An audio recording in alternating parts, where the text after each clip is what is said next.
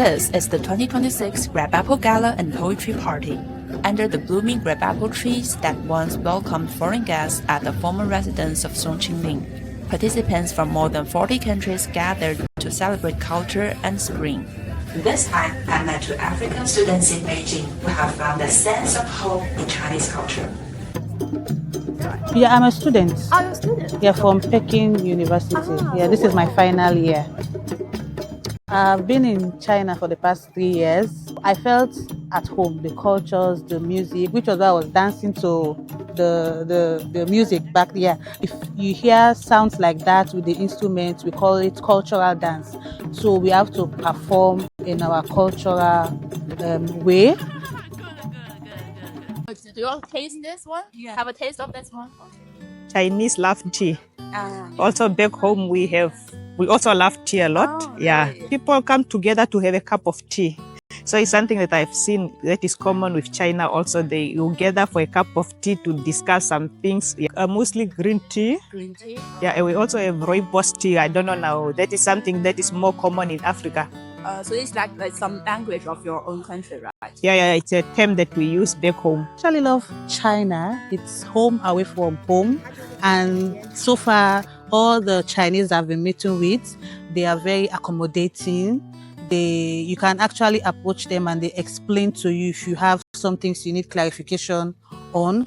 From my classmates to outside, they're actually good people. Shy, but they're actually good people. Yeah.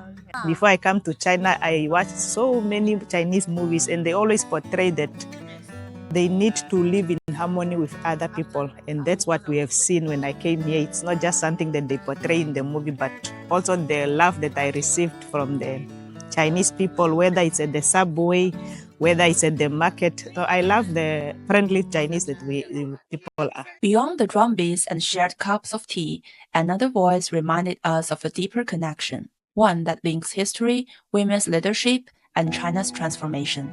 There is no better way of starting the spring in China. I think before coming here, I didn't know much about Madame Songqingling, but I've come to learn a lot and the linkages and the role of women back then in actually building modern-day China.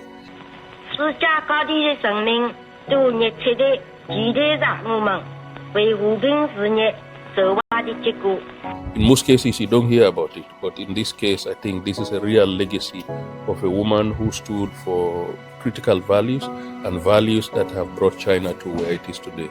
I mean, in the last 40 years, what China has done has never happened in human history. And I think this is something that we at the African Union and Africa, we commend. We are watching it very closely and we want to draw some lessons from this to also support and improve our own development trajectory and modernization. Two Asian crabapple trees have witnessed Songqingling welcoming friends from around the world. Today, they hear visitors from afar express their appreciation. No grand speeches, just drums finding shared rhythms, tea bridging cultures, and a quiet sense of belonging. Crabapple blossoms return every year, and so will springs like this. Where they bloom, civilizations meet.